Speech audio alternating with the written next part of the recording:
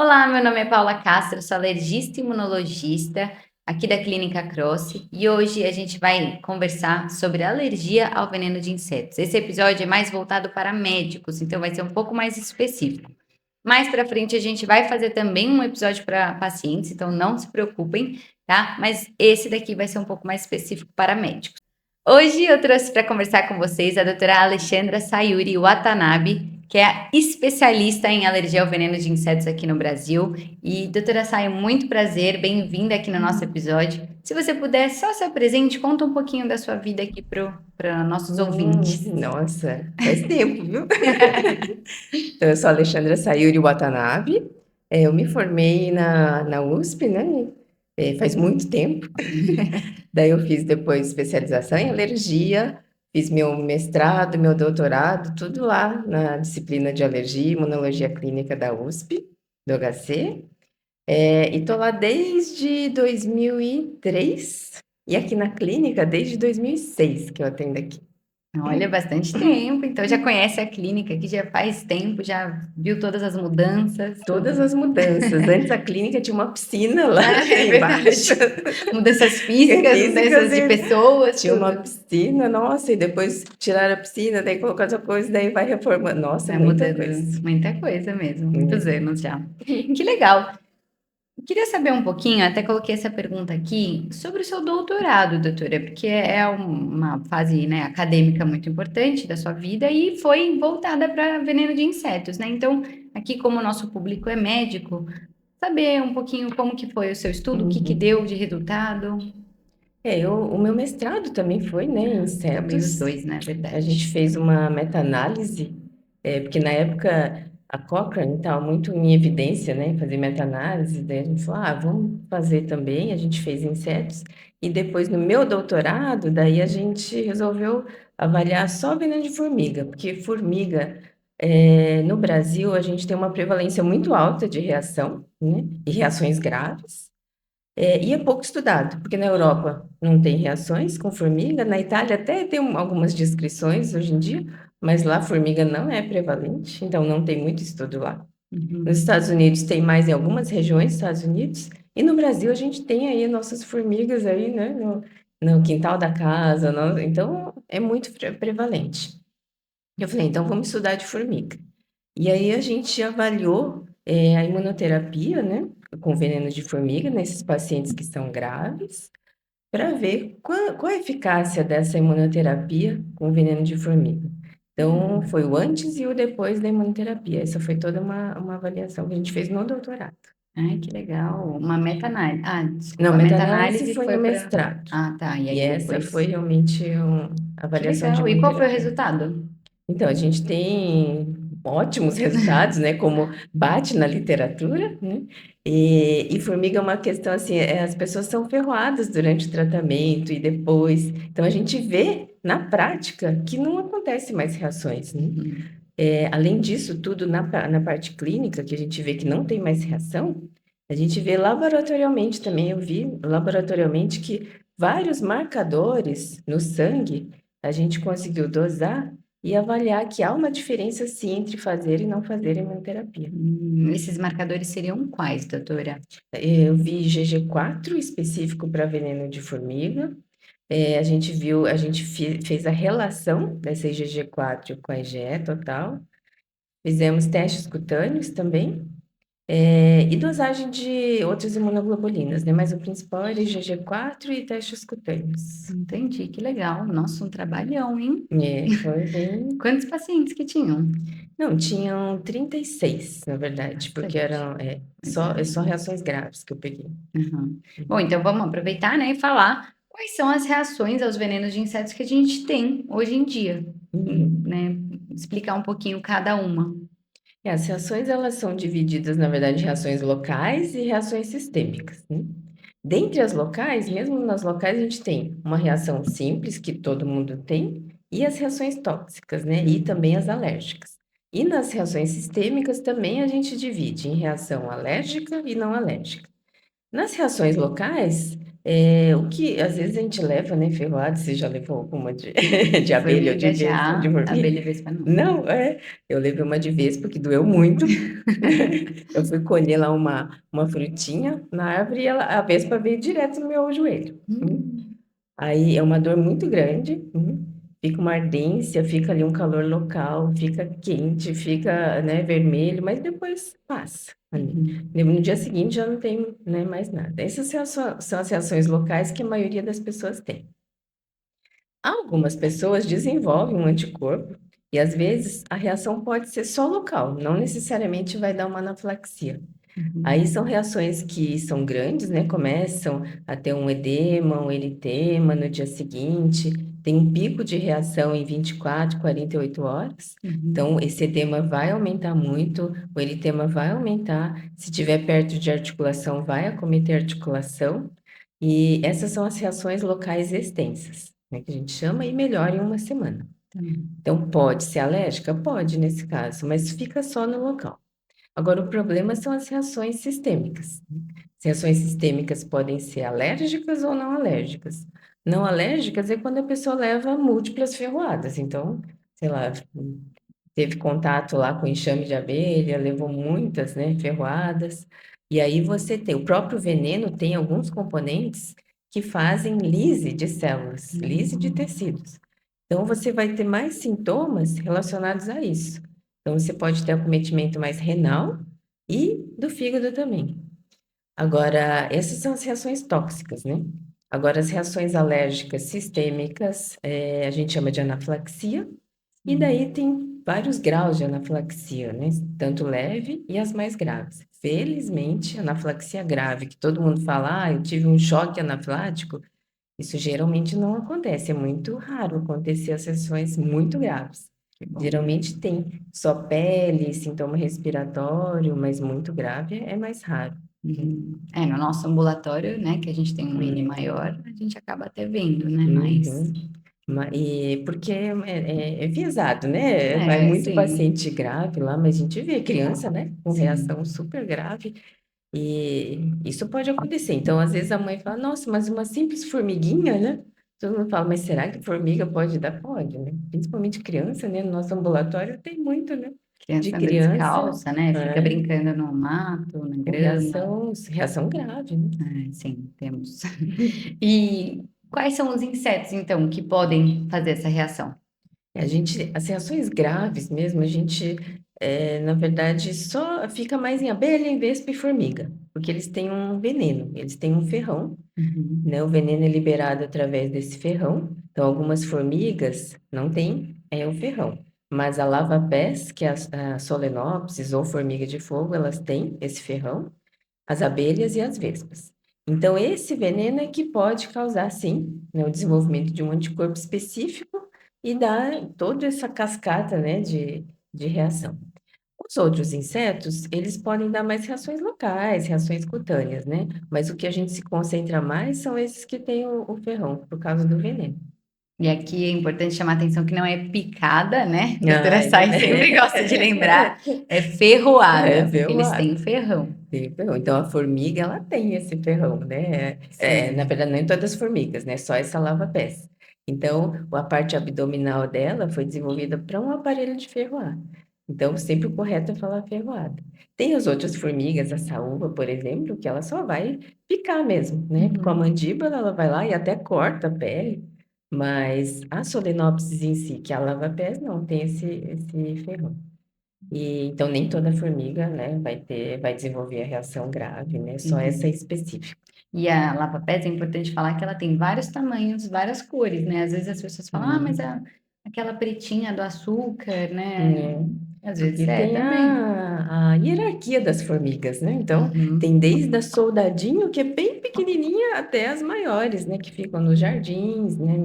No quintal da casa. E daí tem a solenopsis, que é a lava-pés, ela pode ser a vermelha ou a preta. Uhum. Então, a pretinha é a mais que fica ali no contato do nosso dia a dia, nas casas, tudo. E a vermelhinha é mais no jardim, né? Jardim. Nos parques, a gente vê bastante essa forminha vermelha, né? Mas também é uma E lava-pés. todas ferroam só que a quantidade de veneno varia um pouquinho pelo tamanho. É, pelo tamanho, né? Você vê do açúcar, né? Aquela bem pequenininha, né?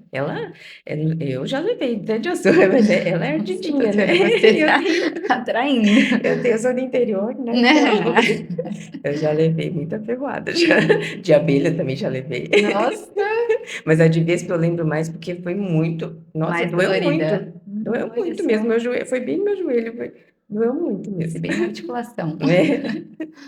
Entendi. E aí essa classe, né, dos himenópteros, né? Então, só frisando que são esses três que podem dar as reações mais graves, né? Ah, isso é, a classe dos himenópteros, que são os insetos que, na verdade, a tradução é inseto com asas aladas, né? Então, mas a formiga, por que que se encaixa, né? A formiga voa, né? Não, a rainha, ela tem asa, mas o restante não. Mas a rainha, ela tem. E a mais comum, a reação mais comum aqui no Brasil é a formiga? No Brasil, sim. Na Eu Europa? acho que depende muito da região também, né? Mas a formiga, como a gente tem É tudo quanto ela muito. faz, é muito, né? Então, tem locais que a abelha é grande, né? A frequência, mas acho que a formiga realmente é que domina. Entendi. E então a gente já falou, né, das possíveis reações. Como que a gente faz o diagnóstico? Que eu acho que é algo que os médicos têm bastante dúvida, né? Até o manejo, depois a gente vai falar também, mas o diagnóstico dessas reações. Então, o paciente chegou com uma reação local extensa. É necessário pedir Uhum, os exames? Como que a gente seguiria, por exemplo, nesse caso, local extensa? uhum. É, você tocou num ponto importante, né? Porque sempre é bom a gente diferenciar se é uma reação local ou uma reação sistêmica anafilática. Nas reações locais extensas, a gente vai dosar o anticorpo, ele vai vir positivo.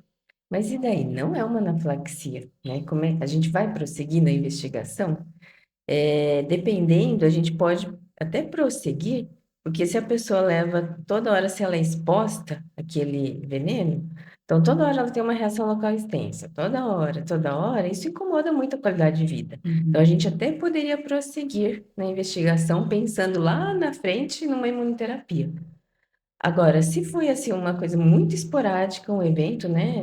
Foi Que uma não tem vez risco só, de recidiva, né? e daí assim, a gente orienta o paciente, fala que realmente, né, pode ser uma reação alérgica, mas a tendência é ficar local, você pode até ter um anticorpo, mas prosseguir para uma imunoterapia, eu acho que é mais difícil, né, a menos que haja essa exposição muito frequente. Agora, é diferente das reações anafiláticas, que daí sim, a gente tem que prosseguir, porque tem um tratamento específico que é muito eficaz. Então, a gente tem que fazer esse tratamento, porque diminui muito a chance, né? Uhum. Agora, as reações locais extensas, a gente, né, pesa muito, conversa como é que vai, né, com o paciente, se tem uma exposição muito grande, se incomoda muito, porque só pela qualidade de vida a gente pode indicar uma imunoterapia, né? E depende se é criança ou adulto também, né? É, isso depende também. A criança tem uma certa evolução melhor, né, vamos dizer assim como igual nos alimentos, né, que ela pode desenvolver uma tolerância natural. Insetos também, é que a gente não tem dados de literatura para falar com certeza vai ter tantos por cento vai desenvolver. Mas a tendência é ter uma resolução também, uma indução natural da tolerância, né? Então, na criança, quando tem local extensa, você também poderia indicar imunoterapia ou nesses casos você não indica? É, também só se tiver muita exposição, né? E a criança tiver realmente toda hora tendo, né, esse tipo Uhum. de reação. Senão a gente aguarda e, né, espera, mas sempre em acompanhamento, né? Não pode chegar e falar, ah, não, sempre vai ser assim, pode ir, né, sem acompanhamento, não, mas sempre retornos, eu falo anuais, às vezes, ou a cada 2 anos para avaliar. Tá. E aí, o diagnóstico, então, das reações sistêmicas, como que a gente faz? Então, a paciente viu o inseto, você pede a IgE específica para o inseto? Isso, na verdade, a história clínica é o mais importante, né? E para diagnóstico de menópteros é 880, né? Ou a pessoa viu o inseto, daí minutos depois começa a reação, ou Fica ela mais fácil não para a viu, gente, né?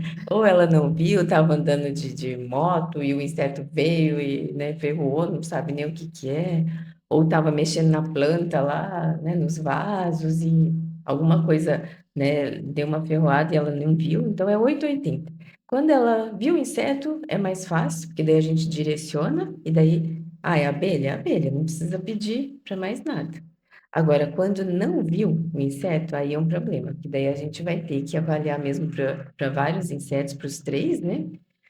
Se foi um inseto voador, lógico, a gente já descarta a formiga, mas se não viu nada, tem que pedir para os três, e daí nós vamos prosseguir no diagnóstico. Então, a história clínica não conseguiu esclarecer o inseto. Aí a gente pede a dosagem da IgE específica. Deu para os três, e agora? Será que é só uma sensibilização? Ou será que, né, o que que aconteceu? Uma reatividade cruzada? Aí a gente parte para os testes cutâneos, para tentar esclarecer. Se os testes também deram positivos, aí não tem jeito. A gente aqui no Brasil, a gente tem que fazer aos que deram positivo, né? Lá fora, eles fazem até a provocação com o inseto. E até eu estava lendo um artigo, não sei se você leu, é um aparelho, eu esqueci, acho que chama Sting Red, Hum, que é, porque qual que era o problema? O problema lá que eles faziam provocação, eles anestesiavam o inseto e cortavam as asinhas. E aí pegava o inseto e, né, apertava na pele. Daí teve várias reclamações de sociedades protetoras mesmo, porque, né, que a abelha então, morre, né? Se é ela uma ferroa. Ou eles então, faziam. a abelha morre. A vespa, não, né? Mas a abelha morre e a vespa, não, mas ela Mas também. cortou as asinhas. Também. E era anestesiada, né? Então, várias sociedades protetoras né, também dos insetos, vamos dizer assim, reclamaram. Daí o que que eles fizeram? Esse aparelho, ele é tipo um tubo, coloca o inseto vivo, sem anestesiar nada, né? Então, com o êmbolo, você vai empurrando e ele vai indo para a ponta. E nessa ponta tem vários, como se fosse uma rede, né? É como se fosse uma rede, assim. Hum, Daí, à medida que vai apertando, ele vai chegando nessa parte aqui, daí ele vai e ferrou, porque ele sente, é um estresse, né? Ele hum, apertando, então ele vai, coloca na pele e ele ferrou.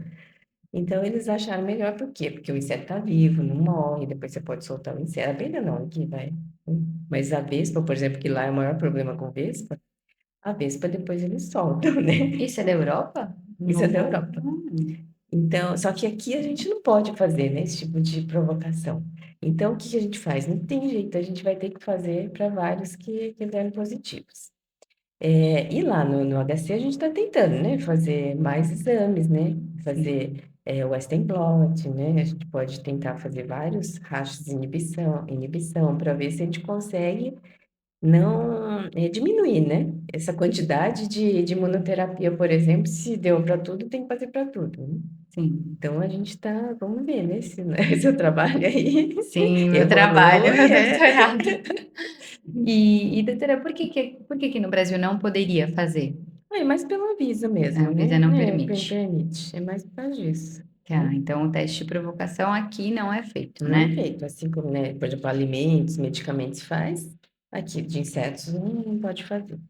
Entendi. E o teste cutâneo? Vamos conversar um pouquinho sobre ele, que existem algumas diluições, né, padronizadas para a gente fazer o teste. Como que ele é feito? Porque como nossos ouvintes são médicos, né, eu acho que eles têm muito Uhum. interesse em saber como que é isso. Aí é um problema assim, a gente depende do fornecedor, né? Então, depende do fornecedor, ele usa uma certa nomenclatura até, para alguma coisa, ou tem uns que colocam até em micrograma, até um problema. Sempre eu reforço, o ideal é sempre a gente pedir em microgramas, que eu sei Uhum, o quanto que eu estou dando. É a mesma coisa para ácaro, né? Deveria ser, não poderia ser mais 1/4, 1/5, deveria vir em microgramas. uhum. Então, sempre eu falo assim, para uniformizar, eu falo tem que ser em microgramas. Então, o ideal é sempre a dose de manutenção, se é 100 microgramas, você compra essa e daí vai diluindo para os testes cutâneos. Então, para abelha e para vespa, as diluições são 0,01 microgramas, depois 0,01 e 1 micrograma. Esses são os para testes. É mais fácil do que eu falar é 1/10, 1/100, porque é muito difícil isso, né? 1/10, 1/100, às vezes não quer dizer muita coisa. É. Então, sempre em microgramas. E daí a gente faz essas concentrações. Dependendo da concentração que vier positiva, seja no prick test ou seja no teste intradérmico, a gente dilui, né, para começar a imunoterapia. Então, se der o prick test positivo, a gente dilui três, voltam 3 casas. se for no intradérmico, 2. Então, Uhum. depende muito da reatividade ali cutânea ali na hora. Então, o teste ele serve para 2 coisas, né? Para a gente saber se aquele extrato vai servir para fazer o tratamento Aham. e qual concentração que eu vou começar o teste. Mas essa questão de extrato é bem complicado, Bem né? complicado. Porque a gente tem muitos fornecedores, né? Sempre são perguntas, né, que vêm, né, quando a gente faz os cursos, né? E eu acho que no curso talvez a gente possa até aprofundar mais, né, sobre isso. Assim, então, aqui É. aproveitando, a gente vai fazer um módulo, né? Um curso de imersão em alergia ao veneno de insetos, que vai contar com a parte teórica e prática, tá? Então, dos testes, como que a gente faz certinho cada teste, e várias aulas, né? Mais específicas ainda do que hoje, né? Que a gente vai ter mais tempo, vai ser um dia todo, para a gente explicar para vocês como que funciona, né? Essa alergia ao veneno de insetos, a imunoterapia, tudo isso. Porque eu acho que o teste, né, se fez aquele cronograma, foi muito bom, né, porque tem a parte prática mesmo, Sim, e aí a gente aprofunda nessa questão de diluição, né? Dos porque depende do extratos. laboratório, é uma coisa, depende do outro, é outra E depende do diluição. inseto, né, Aí doutora? A depende do. formiga, É verdade, né? formiga é peso sobre o volume, porque é um extrato que não é o corpo total da formiga, então é difícil você tirar o veneninho da formiga ali, né? Sim. As formigas australianas, eles conseguem, né? Porque é uma formiga grande, você consegue dissecá-la. Tudo na Austrália Ah, é tudo é enorme, grande. Eu enorme, nunca fui para lá, diferente. então. E lá eles conseguem, as formigas são maiores. Daí consegue tirar o veneno, o saquinho de veneno, né? Igual de Ah, vespa. entendi. Só que aqui as formiguinhas, né, imagina, Não não dá, dá. né? Então Uhum. faz o corpo total. Mas ele é eficaz, né? Tanto é que no meu doutorado eu mostrei que é bem eficaz mesmo. É, acho que a eficácia de cada inseto varia, né? Da É, abelha, pelo que eu saiba, é a menor, né, que a é. gente tem. E Uhum. existe, você já viu alguma explicação para isso? Talvez porque, na verdade, para você atingir a dose de manutenção, porque o saquinho de veneno da abelha pode ter até 300 microgramas, né? Uhum. Então, e o de vespa, cada ferroada é menor. Então, é 17 a 25 microgramas em cada ferroada.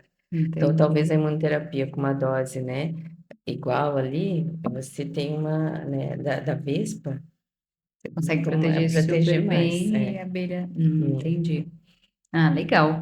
E, bom, entrando na parte ainda de diagnóstico, né, que a gente acabou indo um pouco para imunoterapia, diluições, É. mas no diagnóstico, hoje em dia, a gente tem o diagnóstico resolvido por componentes, né, que a gente tem ouvido muito, né, e Uhum. os artigos têm saído bastante. Então, explica um pouquinho para todo mundo o que que é isso, o que que é, né, e Uhum. não é só para insetos, né, a gente sabe que tem para outros alimentos, para muitas coisas, Uhum. mas para inseto tem uma importância, uma relevância, né? Uhum. A gente vê que porque quando a gente dosa todos esses anticorpos, né, específicos, esses gerais, é pro todo ali. Então, a gente vê que dentro, né, da proteína, a gente tem vários, né, componentes que podem desencadear as reações. E tem paciente que desenvolve mais a um, outro mais a outro, né? E às vezes, quando a gente faz o veneno total, a gente perde alguma coisa ali. Então, esse diagnóstico por componentes, ele vai realmente afunilando, né? A gente vai aí, ficando mais específico. Então, para alimentos, a gente tem vários no mercado, né? Agora, Uhum. para insetos, infelizmente, né, pouca coisa disponível, mas já tem descrito na literatura vários. Então, a gente tem, o veneno ele é composto por várias enzimas, e a enzima, como é uma proteína, pode desencadear a reação IgE mediada. Então, tem várias enzimas ali no veneno, então já tem componentes para isso, né? Cada enzima ali. Tem várias outras, né, substâncias que podem desencadear reações, então esses componentes a gente já tem descrito na literatura. O problema é que comercialmente não Não tem, né? tem. E aqui no Brasil, talvez, será que não tem uma diferenciação assim? A pessoa, de repente, desenvolve um anticorpo mais aquele componente do que na Europa e nos Estados Unidos. Então, no seu trabalho, a gente viu, né? Muito Sim, que teve essa interessante, diferença, né? né? Que teve uma E isso diferença. implica no tratamento, que às vezes a Exatamente. imunoterapia, de repente, se a imunoterapia não tem tanto esse componente, né? Será que vai ser tão eficaz? Então, isso é um trabalho muito importante, porque realmente a gente vai ver aqui, né, na nossa população, porque eu acho que deve ter regionalismos, né, e diferenças, e tanto é que tem vespas que predominam mais aqui, que lá é diferente. Então, será que o veneno também não é? E eles veem até que, dependendo da época, o veneno fica diferente, né? Porque Uhum. a abelha, por exemplo, dependendo da flor, né? É diferente, né? O veneno, o mel é diferente. Então, talvez também a gente É, a desenvolva, nossa abelha também é, né, né? europeia africanizada, então Então, acho que esses existe componentes, essa diferença. a gente deveria investir mesmo na parte de diagnóstico, porque assim, lógico que o componente ele não vai resolver todos os nossos problemas, mas ele Sim. ajuda naquela história que eu falei, que às vezes a pessoa não viu o inseto, né? É. Então, a gente só faz teste cutâneo, dose IgE total. Esses componentes, eles entram ali no meio, por quê? Porque a gente tenta afunilar mesmo, né? Deixar o diagnóstico certinho, porque a imunoterapia tem que ser específica para aquilo. Uhum. Então, não tem jeito, a gente precisa realmente de componentes, mais componentes, para tentar aprofundar o diagnóstico e ver se a gente consegue, né, direcionar para um melhor diagnóstico ali, ou do inseto responsável.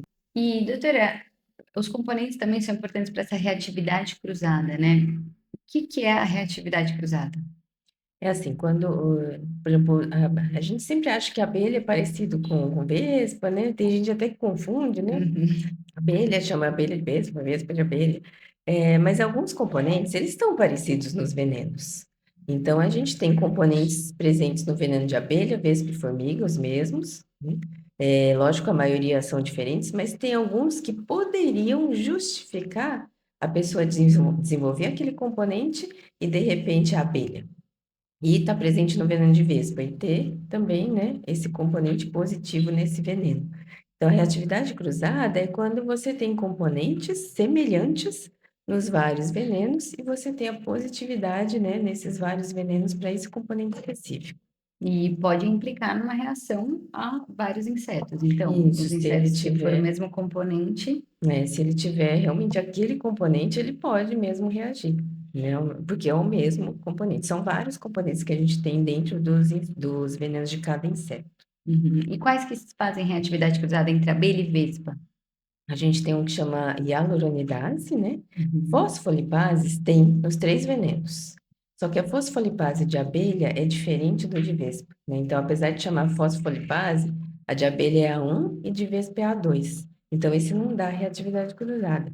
É hialuronidase, dipeptidilpeptidase, a vitelogenina também dá reatividade. São Os três componentes que a gente já sabe que dão. que dão reatividade cruzada, que são muito parecidas quanto a peso molecular e o tipo da proteína. E em relação a vespa e formiga? Vespa e formiga é o antígeno 5, que até no de formiga chama antígeno 5-like, que é muito parecido com o de vespa mesmo. E entre abelha e vespa, abelha e formiga?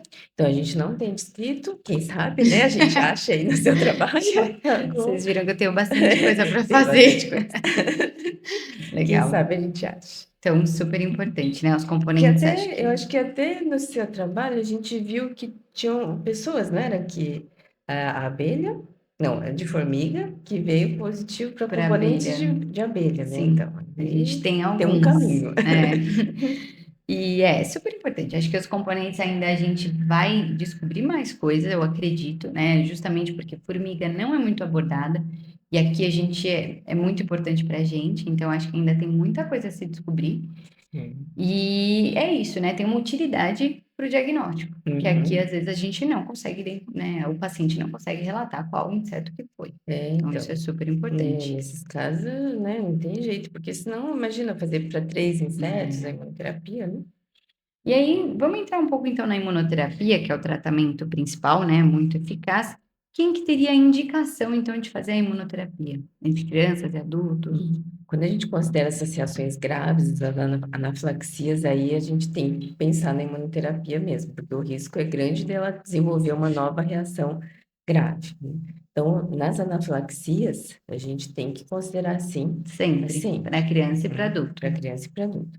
Agora, às vezes, tem pessoas que têm não uma anafilaxia, mas uma reação sistêmica, mas não fecha diagnóstico para anafilaxia. Então, ele levou uma ferroada no pé, mas ele desenvolveu uma urticária e um angedema. Então, é uma reação sistêmica, né? Porque pegou a parte de pele, mas não chega a ter uma anafilaxia. Mas nesses casos, tem o risco de uma próxima ferroada de ter. Em adultos é muito maior a chance dele desenvolver uma anafilaxia do que crianças. Então, em crianças, talvez não tenha tanta indicação se tiver só sintoma cutâneo, mas adulto a gente indica, porque adulto pode desenvolver sim, a chance é maior de ter uma reação anafilática num próximo evento. Entendi. E, bom, a gente já falou sobre a local extensa, né? Que aí varia de pessoa para Uhum, pessoa, o caso a caso. uhum. Entendi. E como que é feita essa imunoterapia? Então, a gente tem alguns protocolos, né? Assim, a gente pode usar qualquer protocolo, na verdade, para fazer, mas por que que a gente usa esses protocolos mais rápidos para himenópteros, né? Porque a gente quer atingir a dose de manutenção mais rápida, porque eu quero proteger esse paciente. Então, é uma reação grave, então eu tenho que chegar na dose alta mais rápido. Então, por isso que eu utilizo protocolos mais rápidos. Mas, eu quero fazer a convencional. Pode fazer, só que vai demorar 4 vezes mais. Uhum. Então, por isso que a gente usa esses protocolos rápidos, para atingir realmente a dose de manutenção em 2 meses, 2 meses e meio, 3 meses, aí depende da concentração que começar, né? Mas uns 2, 3 meses eu já atinjo a fase de manutenção.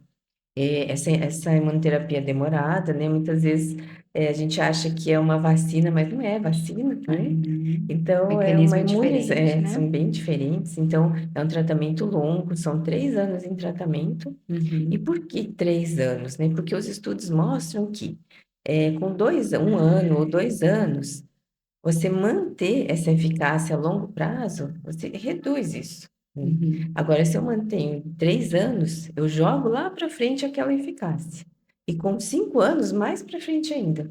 Então, lá fora, eles deixam até de 3 a 5 anos. Quanto mais Uhum. grave a reação, mais tempo fica em imunoterapia. Aqui a gente deixa 3 anos, né? Porque um extrato também tem um custo elevado, né? Tem o tempo, né? A pessoa tem que vir mesmo até a clínica, ou até o hospital, É. porque não é uma imunoterapia, a gente não libera para fazer em casa, nem na farmácia. Isso não se faz, né? Porque é Uhum. uma imunoterapia de risco. A gente tem que ficar de olho nesse paciente, para ele pode desenvolver uma reação durante o tratamento. Então, são 3 anos em tratamento. E sempre examinando antes da dose, né? A gente faz aguardar pelo menos É. 30 minutos, né? A cada dose. Uhum. Então, é super importante. E lembrando que não tem imunoterapia sublingual, né? Você falou, só tem a Isso, subcutânea. só Então, subcutâneo. realmente Então, precisa ficar de olho. até tem no mercado para vender, mas a gente não orienta, porque tem que fazer a subcutânea, que são os estudos que mostram a eficácia. Não Uhum. existe com sublingual. Entendi. Nossa, me deu branco. Eu ia perguntar uma coisa, desculpa. Não, tem que cortar. Eu ia perguntar uma coisa. Sabe quando você fica pensando? Você quer falar dos protocolos Rush e intra-Rush também? Sim, tem que falar.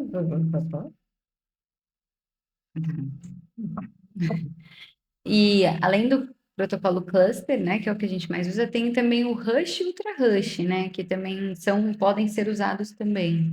Isso pode. Então, esse daí atinge a manutenção muito mais rápido, Muito né? mais, né? Mas daí a gente sempre tem que estar com o paciente internado, porque o risco dele ter uma reação é maior. A gente viu que não, na prática não tem. Até Uhum. esse Alguns ultra artigos rush, também mostram já que que não tem não tem tanto risco tanto. assim, né? Mas sempre como, né, uma dose a gente aumenta muito rápido, então sempre fica, o cuidado é melhor, né? Quanto maior o Uhum. cuidado, melhor para o paciente. Sempre Então, segurança, né? é, então, Segurança em primeiro lugar. então esses protocolos, o rush atinge em dias, depende também da dose que começa, mas em 5, 7 dias já atinge a fase de manutenção. E Ultra Rush, 1, 2 dias já atinge, porque é de hora em hora a gente vai aumentando. Então, esse realmente tem que ser internado. Com certeza. Chega a dar uma palpitação só de pensar.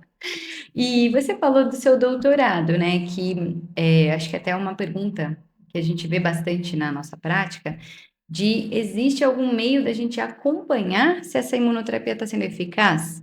Então, Uhum. muita gente pergunta, o teste cutâneo, vale a pena a gente ficar repetindo o teste cutâneo para ver? Ou a IgE? Isso é uma dúvida muito frequente, né? E até gera uma angústia, tanto para nós quanto para o paciente, né?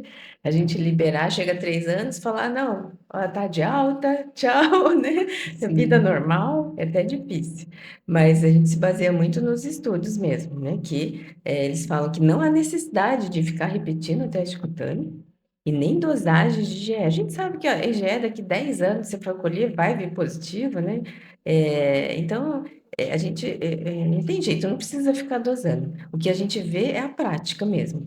A Uhum. pessoa, durante o tratamento, às vezes até leva ferroada. De formiga é muito mais comum levar ferroada, né? Lógico que a abelha e vespa é muito difícil, né? Só se a pessoa morar na zona rural ou tiver uma exposição muito grande. Mas formiga é muito frequente ela ser ferroada e não ter nada. Então, a parte clínica que é o mais importante. A gente faz estudos, no Hospital das Clínicas, em que a gente faz teste cutâneo depois, faz a dosagem de IgE, mas aí é para um hospital escola, né, para Uhum. estudos. Então, na prática mesmo, não há necessidade de fazer nada, realmente é alta em vida normal. E se a gente tivesse a IgG4? Então, isso no meu doutorado a gente viu, né? Mas infelizmente não tem comercialmente. É, Eu difícil. acho que a gente poderia até fazer mais estudos em abelha e vespa para realmente, né, tentar um biomarcador. Porque Sim. tudo, para toda a doença a gente quer um biomarcador, Sim, né? algum indicativo, né, É, de que né? Para não, deu ver. certo, tá ótimo. Falar para Isso. o paciente, né? Alguns Uhum. pacientes questionam a gente, mas Assim. e não vai ficar fazendo teste? Como é que eu sei se tá? É, Então, então, acho que poderia mesmo, mas aí precisaria de estudos mesmo. Acho que o meu não foi um estudo grande, mas já indicou que tem, né, você tem um aumento grande mesmo dessa IgG4, que uhum. bloquearia essa ação da IgE, mas para os outros venenos, né, para abelha, para vespa, não tem. A gente poderia até realmente fazer. E na prática, você lá no HC já experienciou, já teve algum paciente que fez imunoterapia e teve uma nova reação mais para frente com o mesmo inseto, né? Porque tem sempre se certificar se Uhum, foi o mesmo inseto, né? Se você uhum. fez imunoterapia. Nossa, desde que eu tô lá, não. Teve um paciente, mas ele realmente foi outro inseto. Outro Ele inseto. tinha feito para abelha e depois ele retornou falando que teve reação com vespa. Daí tivemos que realmente começar tudo de novo. Mas era inseto diferente. Isso era bom para Então, os componentes também, né? Para ver se não tinha. é verdade. É que faz tempo já. Depois a gente até terminou de vespa dele. Ah, ele já Ele fez os fez de dois. abelha, fez de vespa. Mas ele foi um caso único. Agora, retornar, porque assim, a gente tem o contato com os pacientes, então a gente Uhum. sabe se eles estão tendo. Os retornos são anuais. Então, eles vão contando pra gente que não tem nada, né? Às vezes são ferroados, não tem nada. Mas, assim, o mesmo inseto, não. Nenhum, Que ótimo, né? né? Isso é a melhor evidência de que É. deu certo o tratamento. Uhum. Vamos entrar agora também num assunto super importante em relação à alergia ao veneno de insetos, que é a mastocitose, ou, né, distúrbios de mastócitos, e a relação com a alergia ao veneno de insetos. Todo artigo que a gente pega mastocitose, ele fala, né? Ah, quem tem alergia, a veneno de inseto tem esse risco maior. Lá na Europa, será que é por causa dos... Eles vêm muito, né? Eu fiz uma vez chama Allergy School, na Alemanha. Hum, E era impressionante, assim, todos, a maioria que estava fazendo imunoterapia tinham, né, mastocitose. Eu fiquei impressionado na época. Falei, nossa, mas lá no Brasil a gente não tem, né? não vê E a tanto. gente não vê mesmo, ó. Mesmo no meu estudo, acho que teve um paciente só, Uhum. e no ambulatório a gente não vê, né? Assim, uma frequência alta, como eles veem lá. É. Mas todo artigo tem relação, sim, mastocitose e reação a veneno de insetos, principalmente para vespa, porque um componente de vespa, chamado mastoparano, né, Uhum. ele se liga diretamente no mastócito por um receptor, e daí você tem a liberação, a desgranulação. Não passa pelo mecanismo IgE, é que ele tem esse componente que já liga direto no mastócito. Então, esse de vespa. Mas a gente não vê uma relação muito alta no nosso ambulatório com a mastocitose. O que eu penso, eu acho, talvez seja ou a espécie, ou Uhum. será que a gente está... Eu acho que a triptase a gente poderia até divulgar mais para, né, para coleta, porque a gente não dosa Tem essa muito. dificuldade, né? Tem uma dificuldade muito grande de dosar a triptase. Eu acho que seria até importante, né, a gente divulgar aqui e as pessoas, né, que têm o seu serviço ou tá em um hospital para realmente tentar conseguir dosagem de triptase ou na sua cidade, né, esses médicos que estão cidade do interior, às vezes é mais fácil você ir lá conversar com o laboratório para ele comprar mesmo kits, né, para Uhum. dosagem de triptase. É que aqui em São Paulo é mais difícil, né, mas no interior às vezes é mais fácil eles conseguirem isso. para E, cada vez mais a gente nossa, dosar. isso seria super bom, né, para nossa prática. E em quem você dosaria, assim? Quem, todo mundo que tem alergia ao veneno de inseto seria legal dosar? Eu acho que só nas reações mais graves, né? A triptase como é um exame ainda que os convênios não cobrem, então a gente pode até restringir, né? A gente, para as reações mais graves, realmente, porque a mastocitose, você tem um desenvolvimento, né, da gravidade é maior, né, nesses pacientes, quem tem esse diagnóstico. Então, acho que nas reações graves, todo mundo tem que dosar a Entendi. triptase. Entendi. Doutora, adorei o nosso papo. Eu acho que tem muita coisa ainda que a gente vai abordar melhor no nosso módulo, né? Nosso curso de imersão. É, até para explicar mais sobre como é feita a imunoterapia em detalhes, como é feita a diluição, que tem muita gente que tem dúvida, né? Ah, recebe o frasco, e aí, como é que, né? Como é que prossegue? Mas adorei a nossa É, conversa. Você gostaria de acrescentar mais alguma coisa sobre alergia ao veneno de insetos?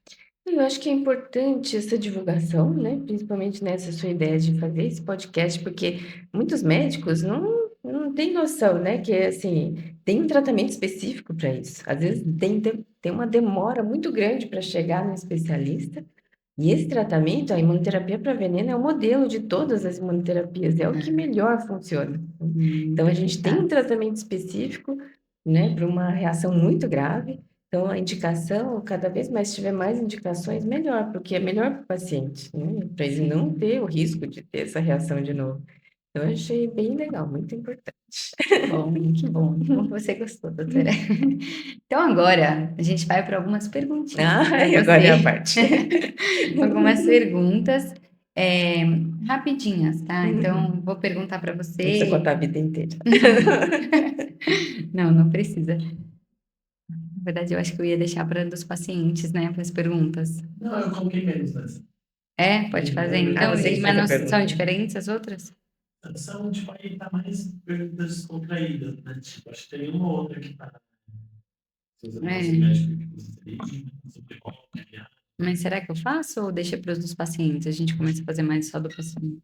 Tanto Acho que faz? seria legal, tipo, só para sair um pouco dessa, no finalzinho, sair um pouco desse tema mais sério Então, e terminar com algo mais descontraído, sabe? Aí eu acho que você pode falar de novo para ela. Agora a gente vai fazer essa tá bom. pergunta. Então, ótimo, doutora. Muito obrigada por ter vindo. Agora a gente vai começar uma nova etapa aqui da nossa Meu conversa, Deus. que a gente tem feito com todos os convidados. São algumas perguntinhas rápidas sobre a vida, sobre medicina, sobre a especialidade, tá? Então, vou perguntar, você pode responder o que vier na sua cabeça. Um mito que você gostaria que acabasse na Alergo Imuno? Nossa, são vários, né? Mas vamos ver. Eu acho que assim, teste cutâneo não faz diagnósticos, né, de alergia. Porque às vezes a pessoa vem, né, em consulta e fala: Ah, eu quero ver do que eu tenho alergia. Quero fazer um teste. Isso não tem. É a história clínica, né? A alergia é assim um modelo, né, na parte clínica, porque a gente pega a história mesmo. A gente tem que ver o que o paciente tem, né? Se ele tem sinais ou sintomas, e não é pelo exame. Então, eu acho que isso que é importante. Super importante, né? E uma recomendação de livro? Tem algum? Nossa, eu sou ruim de livro. Mas eu gosto Dorama, muito de... então, uma Não, é recomendação dorama, de dorama, dorama, que eu talvez. sei que você Eu, gosta. eu, eu assisto. Pode Não, mas falar. livro, eu gosto muito do Musashi. Ele conta a história. Ai, Eu nossa, acho tá que na minha lista. eu não supero assim muito ele. Não tem Tá na outro minha livro lista, mas ele que. tem Ele 700 tem páginas. muitas Eu tô, meu páginas, Deus do mas céu. ele é muito legal, assim, com a história de Ai, um ó, samurai que bom. que eu tenho. Tá na minha lista, agora eu vou pôr mais pra É. frente. E se você não fosse médica, você seria o quê? Nossa, olha, eu queria, desde 8 anos de idade, eu queria ser médica. Então Nossa, não desde tem, não, é desde cedo. 8 anos. E seus pais são médicos, doutora? Não, Não, mas tinha um amigo do meu pai lá no interior que ele faleceu, né? Mas ele é médico, era médico e ele era muito grande, assim, ele era bem grande. Então eu acho que era pequenininha, eu ficava admirando, assim.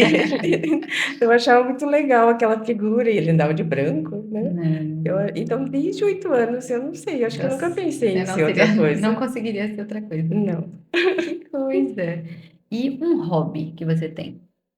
Ah, eu sou mais pro esporte, né? Eu não sou nada de artes, de desenho. Também não. Nossa, eu sou péssima. Então, Infelizmente, eu eu não gosto, sou na verdade, de também. jogar tênis, né? Ah, que legal. Eu joguei softball também, Olha. mas é que o tênis, infelizmente, né, eu quebrei o menisco, então eu Ah, jogo de vez em quando, mas eu gosto de tênis. ai, que bom, que legal. E um lugar que você gostaria de conhecer? Ai, nossa. Eu acho que a Nova Zelândia, talvez. Eu não fui, nunca fui para lá. Seu marido já Meu foi, marido né? já Você foi, falou. então ele fala muito bem. E nunca fui para lá, mas eu queria ir. Eu recomendo. Já fui e adorei. Então tá bom, doutora, muito obrigada. Foi muito legal o nosso papo. Ah, Novamente chamando, gente, se inscrevam no nosso curso de alergia ao veneno de insetos. Vai ser bem legal, vai ter parte teórica, prática, né? Eu e a doutora Sayuri, doutor Clóvis, doutor Fábio, a gente vai estar lá no curso, então acho que vai ser um ganho para a nossa especialidade.